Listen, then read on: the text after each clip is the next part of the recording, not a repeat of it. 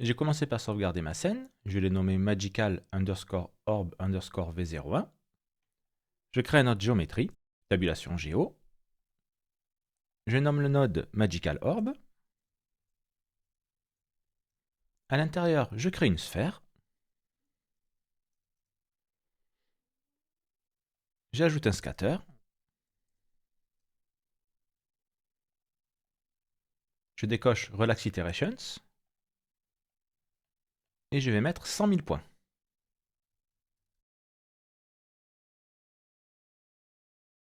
Ensuite, on va ajouter un noise sur ces points.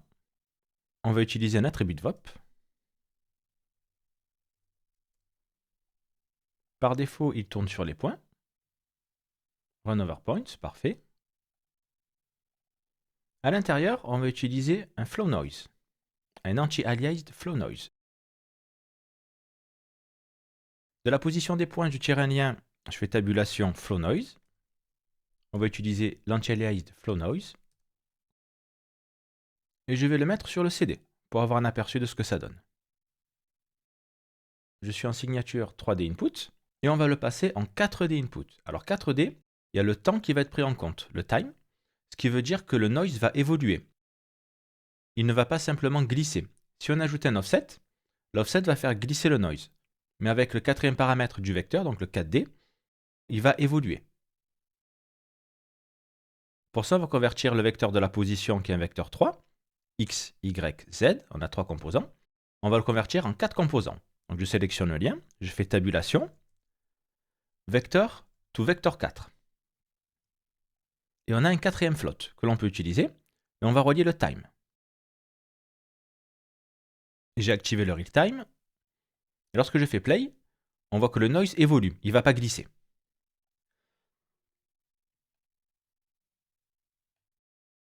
On va pouvoir exposer tous les paramètres, mais il peut y avoir un petit bug. On va voir comment le contourner. Je fais clic droit, Vex VOP Options,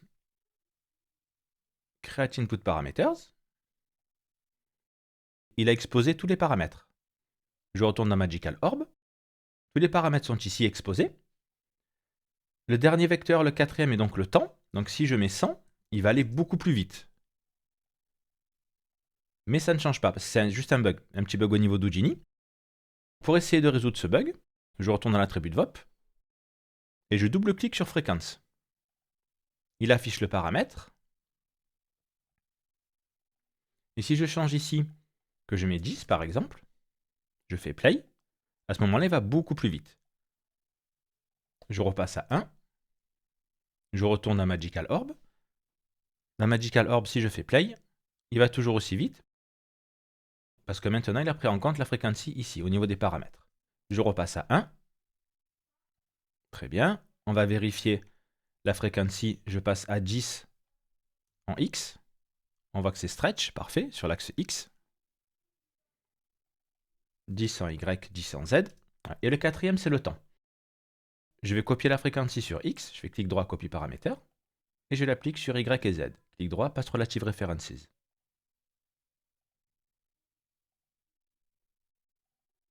Si je mets 5 en fréquence en X, tout le reste suit.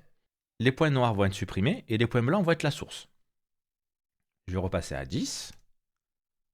Ça me paraît plutôt bien. Je vais augmenter l'amplitude. Je vais passer à 5 pour avoir plus de contraste. Je retourne à l'intérieur. Si jamais ça ne fonctionne pas, vous tirez un lien, vous ajoutez un nouveau anti-aliased flow noise. Vous le connectez à la sortie CD et vous réglez les paramètres directement ici. En sortie, vous pouvez le laisser en 1D noise en sortie parce qu'on a besoin que du noir et blanc, que d'un float. D'ailleurs, on ne va pas se servir, je supprime, d'ailleurs on ne va pas se servir du CD, de la couleur. La couleur c'est juste pour prévisualiser. On va utiliser simplement un float. En sortie, la couleur est bleue. Si on laisse le curseur dessus, il indique que c'est bien un float. La donnée est un type float. Et par contre, ici, le CD est un vecteur 3, RGB. Nous, on va utiliser juste un float parce que ça va nous faire gagner en performance, le fait d'utiliser un float au lieu d'un vecteur 3. On va donc exporter la valeur du noise. Je fais tabulation bind export. On va utiliser ce node, bind export. Et on va nommer le paramètre source. Et le type float. Parfait. Je reste appuyé sur Y et je déconnecte le CD. Je remonte dans le Magical Orb. On voit ici source. Et si je l'active, on voit la source qui s'affiche. Alors c'est intéressant. On va avoir sur cette icône, visualisation, si on fait un clic droit dessus, la possibilité de modifier le visualiseur. Donc nous on est source point attribute, c'est celui-là. Je clique sur le crayon. On a le nom de l'attribut, min and max, et on a la color ramp. La color ramp, je vais la changer, je vais la passer en grayscale. Je clique sur la roue crantée et grayscale. Et maintenant on retrouve la couleur que l'on avait avant.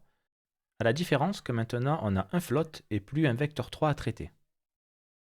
Très bien. Maintenant, on va supprimer les points noirs. Pour supprimer les points noirs, on va utiliser du vex. 2 lignes de code. Je vous rassure, c'est 2 lignes de code. On va essayer d'utiliser du vex simple là où on peut l'utiliser parce que pour l'instant on n'a pas beaucoup de points. Mais lors de la simulation, on va essayer de monter à plus de 200 millions de points. Alors je fais tabulation attribute angle. Par défaut, il tourne sur les points. Très bien, on a des points. On va lui dire if, donc si la source, donc notre attribut de source qui est ici, donc c'est un float. On va lui dire que c'est un float en mettant f, puis arrobase pour l'attribut source est inférieur à 0. À ce moment-là, tu le supprimes. En vex, si on a un if et que dans ce if, on n'a qu'une seule ligne de code qui va être supprime les points, on n'a pas besoin de mettre d'accolade.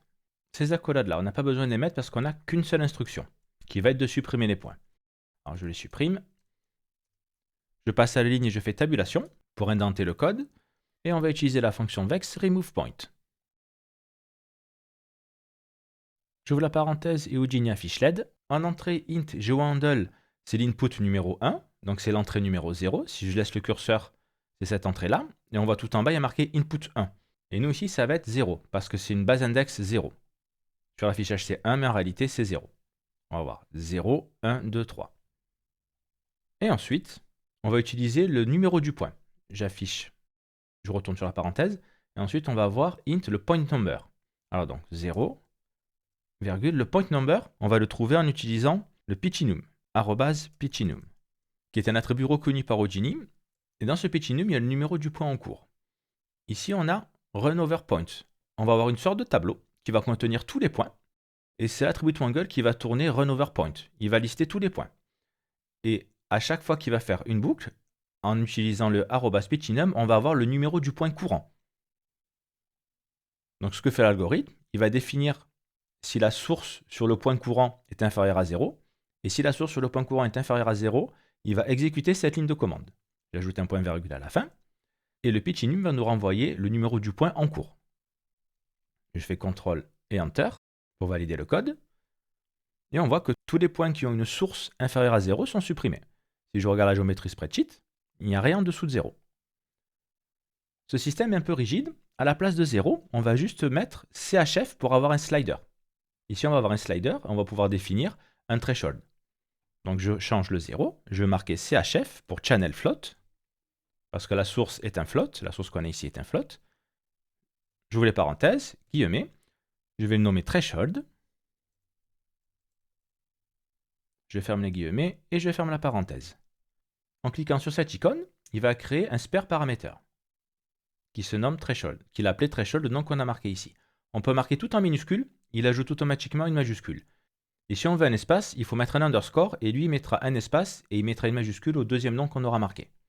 Donc le threshold est à 0, si je l'augmente, il va prendre la valeur du threshold. Si je vais en dessous 0, je reste appuyé sur le bouton du milieu de la souris, et si je descends, il va afficher de plus en plus de points. On va mieux configurer le slider, on va éditer les paramètres d'interface en cliquant sur la roue crantée, Edit Parameter Interface. Notre slider est ici, threshold. On va avoir un range entre -5 et +5. Si on laisse le cadenas ouvert, on pourra quand même aller en dessous de -5. Le -5 et le +5, c'est simplement le range du slider qu'on va avoir. Apply et Accept. Et maintenant, si je vais tout à gauche, je suis à -5. Et si je vais tout à droite, je suis à +5. Et on peut quand même aller en dessous. Donc je vais régler ce qui me convient. Et le fait d'utiliser le vex va nous faire gagner en performance. On va afficher à peu près ce threshold, .2, ça me semble bien. Et là, on va avoir notre émission, notre source d'émission. Je renomme l'attribut triangle setSource.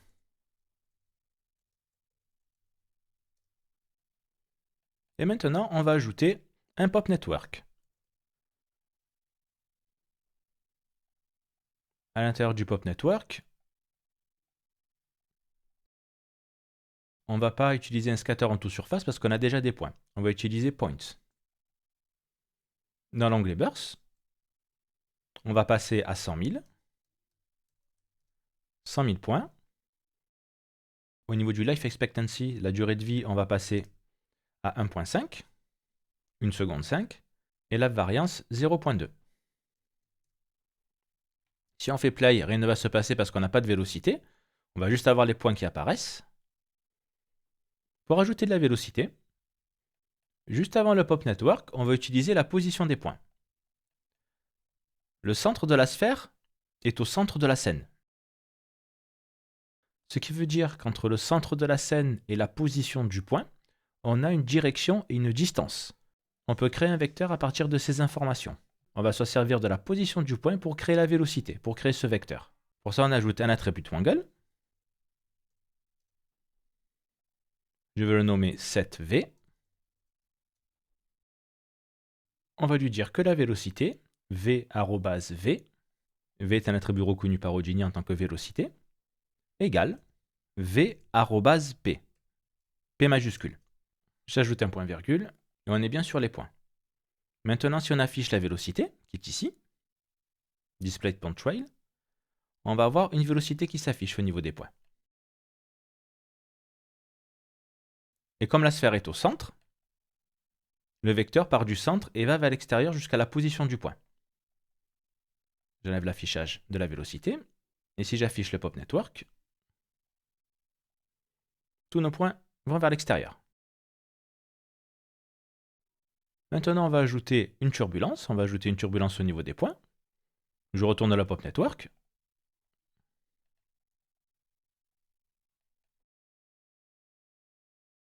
Et on va utiliser un pop VOP. C'est comme l'attribut de VOP, mais pour le pop network. Pop VOP. On va retrouver la même interface. On va ajouter une turbulent noise. Je tire rien, je tape turb noise. Et ce turbulent noise, on va l'ajouter à la position des points actuels. Donc je tire un lien depuis la position. Je fais tabulation add. Et je connecte le noise dans l'input numéro 2. Et en sortie, on ne va pas le connecter à la position, mais à la vélocité sur le V, parce qu'on veut que la simulation fasse son travail.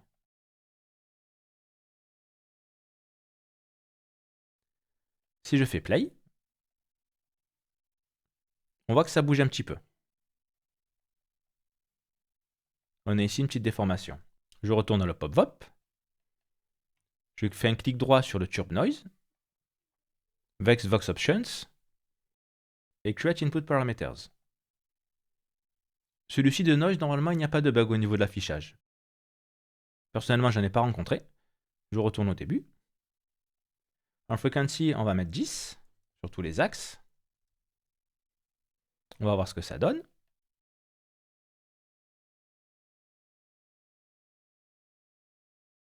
Ok, et à l'intérieur, j'ai oublié de le changer en 3D Noise. Alors on va rentrer à l'intérieur, en 3D Noise, pardon. C'est ça, je suis en 1D Noise. Je le passe en 3D Noise. Je repasse à l'extérieur. La vélocité initiale qu'on a utilisée dans l'attribut angle est trop forte par rapport au turb noise. On va remonter dans le Magical Orb. Le 7V ici est trop puissant. Comme la vélocité est basée sur la position des points par rapport au centre de la scène, pour diminuer la vélocité, on va diminuer la taille de la sphère. Je vais passer l'uniform scale à 0.3. Comme les points maintenant sont plus proches du centre, on a une plus courte distance que tout à l'heure, donc maintenant la vélocité va être réduite. Et le turb noise que l'on a mis ici va pouvoir avoir son effet. Et en fait, le noise type, je vais le passer en sparse convolution noise. Si je fais play, on va voir ces patterns qui vont se dessiner. Ensuite, on va ajouter un pop force.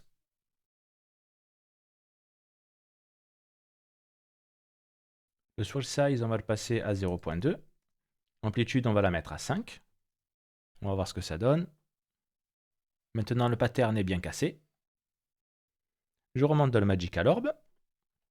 Et maintenant, on va nettoyer un peu tous nos attributs. Je tire un lien, je tape Attribut Delete. Le Pop Network nous a créé beaucoup d'attributs. On ne va pas se servir de tout ça, on va se servir que de quelques-uns. Je sélectionne Attribut Delete. Je coche Delete Not Selected. Et on va choisir ce qu'on veut garder. On va avoir besoin de l'âge, de la life et de la vélocité. Pourquoi âge et life? Parce qu'avec ces deux attributs, on va pouvoir créer ce qu'on appelle l'attribut NAge, l'âge normalisé, Normalized Age. Avec cet attribut de l'âge normalisé, on va avoir une valeur entre 0 et 1. Et on va pouvoir définir une couleur selon cette valeur. Si on regarde ici l'âge et la life, on voit qu'on n'est pas entre 0 et 1. Et la vélocité va nous servir pour le rendu pour le motion blur. On vérifie à nouveau que l'on a bien tout supprimé au niveau des attributs et au niveau des groupes. Ah, ici on a un groupe. Un point de groupe, on peut le supprimer, on n'en aura pas besoin. Il faut toujours clean au maximum tous les attributs, parce que pour l'instant on n'a pas beaucoup de points. Mais quand on va passer à plusieurs centaines de millions de points, ça va être très très lourd sur le disque dur à enregistrer. On va perdre une place énorme, surtout si on ne s'en sert pas. Et au niveau du traitement, au niveau de l'ordinateur, selon l'ordinateur qu'on a, on ne pourra simplement pas utiliser la scène. On n'aura même pas 2-3 images par seconde, ce sera impossible d'utiliser notre scène. On va supprimer le dernier groupe qui reste. J'ajoute un autre groupe delete. Et dans le groupe names, je mets une étoile. Et maintenant, on ne devrait plus avoir de groupe. On n'a plus de groupe, on a juste nos 4 attributs. On va utiliser un file cache. Je fais tabulation file cache.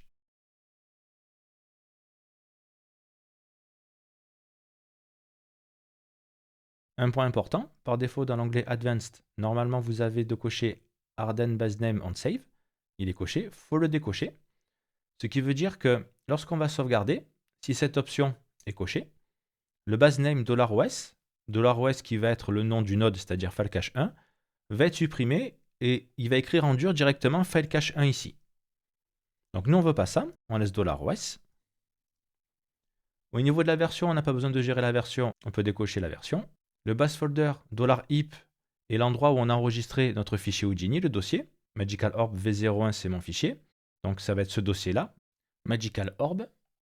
Si on clique sur le bouton du milieu de la souris, il affiche le chemin complet. Pareil pour le base name, il va afficher le nom du node. Et si on change le nom du node, il change directement ici. Je appuie sur le bouton du milieu. Si je retourne dans Catching, on va avoir Start et End. Si je fais clic gauche, il affiche l'expression $fstart pour le début de la timeline, la frame 1001, et $fend pour la fin de la timeline, la frame 1200. On peut lancer notre sauvegarde. Save to disk, il va bloquer le processus d'Houdini et il va sauvegarder sans qu'on puisse toucher à l'interface d'Houdini. Donc je fais Save on disk. On va avoir la barre de progression qui était très rapide, mais on ne peut pas utiliser l'interface. Et Save to disk in background, il va sauvegarder en arrière-plan et on peut toujours utiliser l'interface d'Houdini pendant qu'il sauvegarde.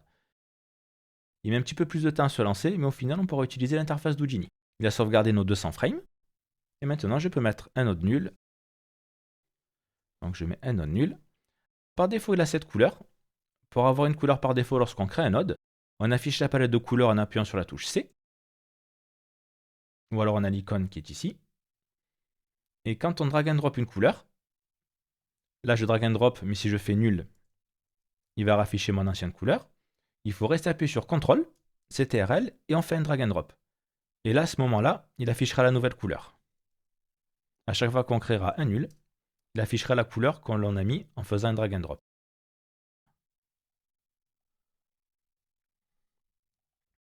Et je le nomme out sim PTS. Maintenant, on va créer notre collider. Pour l'instant, les particules vont un peu n'importe où. Elles n'ont pas de limite. On va créer un collider. On va ajouter une sphère. Je fais tabulation sphère.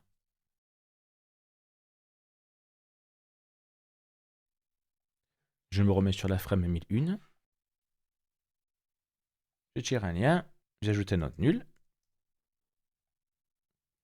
Je vais le nommer Collider Geo. Collider espace Geo. Et je tire un autre lien. On va utiliser le node VGB from Polygon. En résolution, on peut utiliser 0.05 en voxel size. Et je duplique mon nul. Et cette fois-ci, je vais le nommer Collider VGB.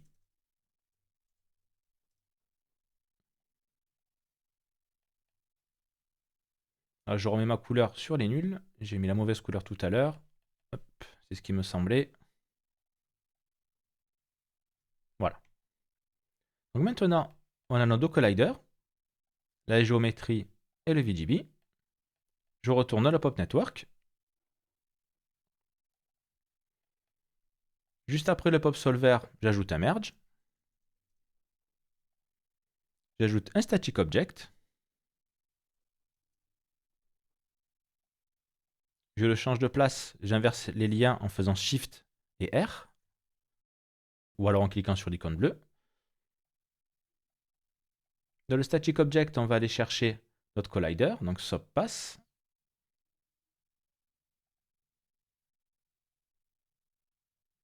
Collider Geo. Accept. Il m'a dit qu'il y a un chemin absolu. Nous, ce qui nous intéresse, c'est un chemin relatif parce qu'on est toujours dans le même node, Magical Orb. Donc je clique sur l'icône et je coche Export Relative Pass. Je copie la ligne, SOP_pass. Je vais ensuite dans Collision, dans l'onglet Collision.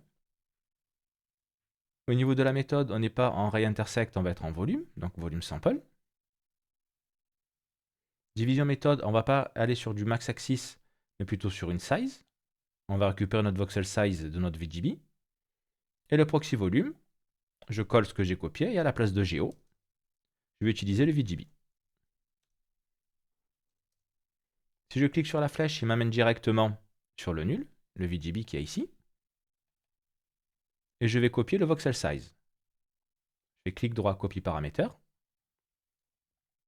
Et en cliquant sur la flèche retour arrière, il me remet à l'emplacement précédent, c'est-à-dire dans le PopNet. Maintenant, dans le static object, division size, je fais pass relative references pour avoir la même résolution au niveau des voxels. Je ne vais pas afficher la géométrie. Et si je fais play,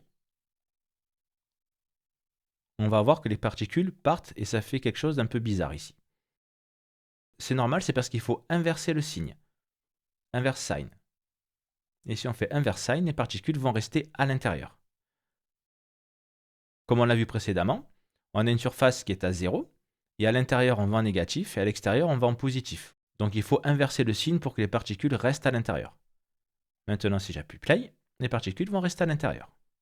C'est juste le inverse sign à cocher. Alors si l'affichage est un peu brouillon, c'est le cas de mon côté, on peut afficher les particules sous forme de pixels. Je reste appuyé clic gauche sur cette icône, et tout en bas, on va avoir pixels. On commence à avoir des shapes un peu sympas, des formes un peu sympathiques. Je remonte à la surface. Je dirais que je suis sous l'eau, je remonte dans le Magical Orb. Et maintenant, je peux sauvegarder. Parce qu'ici, on a notre file cache, mais on a le file cache qu'on a sauvegardé précédemment. Donc, il va lire depuis le disque dur. Load from disk. Je fais à nouveau Save Disk in Background. Et maintenant, on voit une grosse sphère. On voit une grosse sphère parce qu'on n'a pas filtré la sortie du Pop Network. Alors, on peut utiliser un DOP import, mais on va le faire simplement pour cette leçon. Dans le Pop Network, j'ai Object All, ce qui veut dire qu'il va inclure la collision. Si on regarde dans le Pop Network, on a un Pop Object. On va simplement récupérer le nom Pop Object. À la place de étoile, on va marquer Pop étoile. On va avoir en sortie que les objets qui commencent avec Pop. Et maintenant, on n'a plus que les particules. Je sauvegarde à nouveau, donc je fais Save to Disk pour aller plus vite. Il n'y a pas beaucoup de particules. Et maintenant, on n'a plus l'affichage de la collision. On n'a que nos particules. Maintenant, on va mettre en place la couleur. On va ajouter une couleur à nos particules. Et après la couleur, on pourra attaquer les variations et commencer un petit peu Solaris, les petits rendus dans Solaris. On a sauvegardé sur le disque dur nos particules. On ne va pas récupérer le out SimPTS ici, mais on va lire directement les particules depuis le disque dur parce qu'on va créer par la suite beaucoup de variations. Et on créera ces variations uniquement avec cette simulation. Pour commencer, on va bien nommer le dossier dans lequel les particules vont être enregistrées. Je vais changer le nom, je vais marquer Magical Orb PTS underscore PTS. Je sauvegarde à nouveau. Si on clique sur cette icône, ça doit ouvrir le dossier dans lequel on a sauvegardé nos particules. De mon côté, sur macOS, ça ne fonctionne pas. Mais vous devrez avoir la fenêtre qui s'ouvre avec l'endroit où vous avez enregistré les particules. Maintenant, je fais tabulation file. On va utiliser notre file. On va venir charger nos particules. Donc c'est bien Magical Orb PTS. Par défaut, vous devez être sûrement dans le $IP. C'est l'endroit où le fichier Houdini a été enregistré. Et vous avez les différents dossiers. Par défaut, c'est Geo. Si je fais cancel, si je regarde le base folder, on est bien dans IP/Geo. Dans le fichier file, je charge mes particules. Dossier Geo. IP/Geo, très bien. Et c'est Magical Orb PTS. Ici, l'affichage, on voit qu'il y a une séquence. C'est cette option qui est cochée. Si on la décoche, on va avoir chaque fichier séparément. On va la laisser cocher. On va voir ici apparaître un $F qui correspond au numéro de frame. Je fais Accept. Et si j'affiche le file numéro 1, nos particules sont lues depuis le disque dur. Je vais mettre la frame 1080. Et maintenant, on va ajouter de la couleur. Alors, comme on a dit précédemment, on va pouvoir utiliser l'âge normalisé. Pour ça, on va utiliser un attribut Toggle.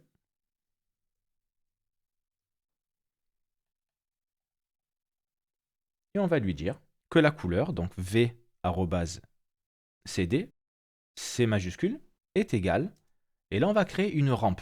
Comme on a dans le node color ici, si j'utilise un node color, on peut avoir une rampe format attribute. On va créer une rampe comme ça, basée sur l'âge normalisé.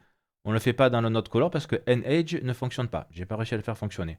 On a life, on a age, mais l'âge normalisé, je n'ai pas réussi à le faire fonctionner dans l'attribut color. Alors on va le faire en vex. On va utiliser chramp pour créer cette rampe. Lorsque j'ouvre la parenthèse, il nous demande de créer le nom de la rampe que l'on veut créer. Donc nous, ça va être color, tout en minuscule.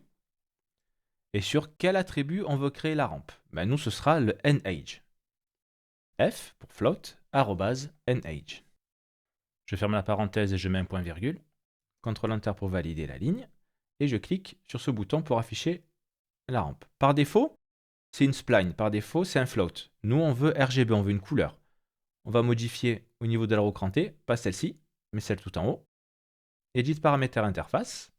On sélectionne notre rampe color et on lui dit on ne veut pas de float, on veut une couleur. Et c'est tout. Apply, accept.